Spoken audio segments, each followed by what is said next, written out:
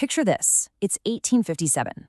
For 100 years, the British East India Company has been tightening its grip on India, and then suddenly, a rebellion explodes that is so massive, it nearly brings the whole system crashing down. This event would change the course of history forever. So let's dive into this incredible story of when the people rebelled. Okay, so to really get a feel for this uprising, we're not going to start with all the deep, long-term causes. Nope, we're jumping right into the action, to the exact moment the powder keg finally went off in a military town called Meerut. You know, what's just mind-blowing here is how fast this all happened. I mean, look at this timeline. It all kicks off on March 29th with one soldier, Mangal Pandey, making a stand.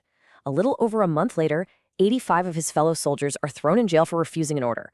But the very next day, May 10th, their comrades don't just protest. They storm the jail, free everyone, and basically declare war. By the next morning, they've ridden all night and are at the gates of the capital, Delhi. The speed is just wow. Right, so an explosion like this doesn't just happen out of nowhere. A mutiny over some rifle cartridges might seem like the trigger, and it was. But it was really just the final spark that lit a massive pile of fuel. So what was that fuel? What had been piling up for decades? Well, for almost a century, the East India Company, which, remember, was a trading company, had been running the show. And its policies had managed to tick off pretty much everyone in Indian society. We're talking princes, priests, soldiers, farmers, you name it. This wasn't a sudden storm. It was a crisis that had been simmering for a long, long time. Let's kind of break this down into the four big areas you see here. First, on the political front, local rulers were being shoved aside. Economically, the countryside was being squeezed for every last penny. In the military, the company's own Indian soldiers, the sepoys, were just fed up. And finally, on a social level, a lot of people felt like the British were attacking their very culture and way of life. And this slide gives you a perfect example of the political anger. Take Rani Lakshmibai of Jhansi. The British just refused to recognize her adopted son as the heir, which basically meant they were trying to wipe her kingdom off the map. Or Nana Sahib, who was told he wouldn't get his father's pension. See, by doing this, the company wasn't just making small changes, it was creating powerful, motivated enemies. Okay, so this term, sepoy, it's super important. These weren't just hired guns, they were Indian soldiers who formed the backbone of the company's army. And here's the crucial link. Most of them were peasants with families and deep roots back in the villages. So when farmers got angry about high taxes, that anger traveled right into the army barracks. Now let's talk about the social fears, because this is huge. This quote from a traveler perfectly captures the panic that was spreading. And get this, it was all based on a rumor that the British had a secret list of 84 rules to destroy local religions. The fact that people actually believed this shows you just how deep the mistrust ran. It was a feeling of a profound cultural and spiritual threat. And for the sepoys, this fear suddenly felt terrifyingly real. A subadar, an Indian officer named Sitaram Pandey, lays it out perfectly. These new rifle cartridges were rumored to be greased with cow and pig fat. To them, this was the ultimate proof of a plot. For a Hindu or Muslim soldier, biting one of those cartridges would defile their faith. This wasn't just a rumor anymore. It felt like a direct attack on their souls. So you've got this soldier's mutiny born from very real fears. But how does that transform into something so much bigger?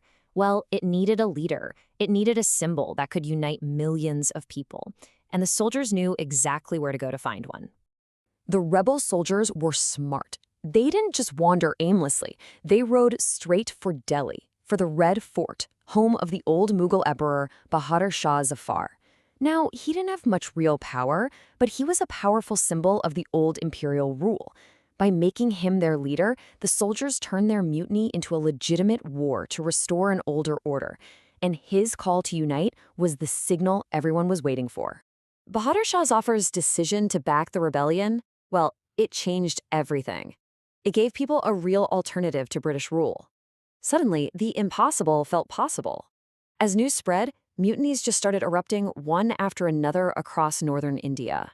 And with the emperor's blessing, local leaders, many of whom had been pushed to the side by the British, saw their chance and they took it. You see some of the big names here. Nana Sahib in Kanpur, Begum Hazrat Mahal in Lucknow, the legendary Rani Lakshmibai in Jhansi, and so many others. They gathered their own forces and led these powerful regional uprisings, all fighting under that one symbolic banner of the Mughal emperor. So the key thing to realize is this wasn't just a military thing anymore. This quote from a British officer says it all. The British were absolutely stunned by the scale of it. They weren't just fighting their own soldiers anymore. The entire countryside was turning against them. Every village is held against us. This was a full-blown popular rebellion. The East India Company was, to put it mildly, freaking out. They realized this was a threat to their very existence, so they decided to crush the revolt with everything they had. They brought in reinforcements from Britain and passed new laws to make it easier to convict rebels. The fight back was on. Now, the British response took some time to get going, but once it did, it was methodical and absolutely brutal. As you can see from the timeline, they targeted the main rebel strongholds one by one. Delhi, the symbolic heart of it all, fell in September 1857. Then Lucknow in March 1858. By June, Rani Lakshmibai was killed fighting. It took almost 2 years of relentless fighting to stamp out the rebellion. And what about the man who became the rebellion's reluctant leader? Well, Bahadur Shah Zafar was captured, put on trial, and shipped off into exile.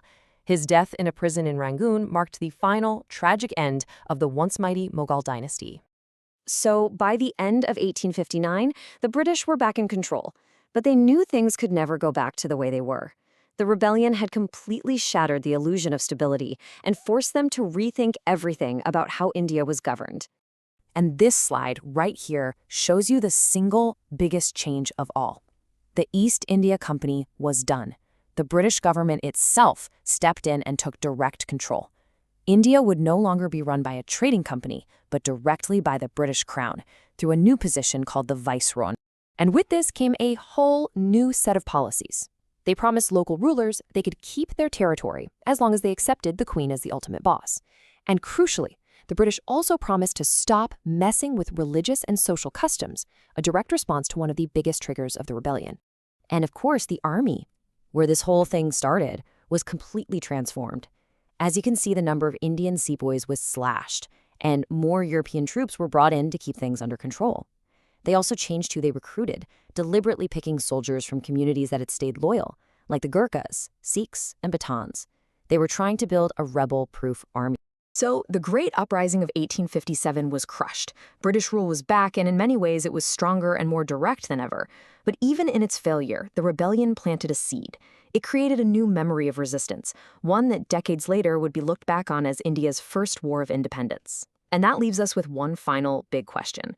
Was this the end of one chapter or the very beginning of the next?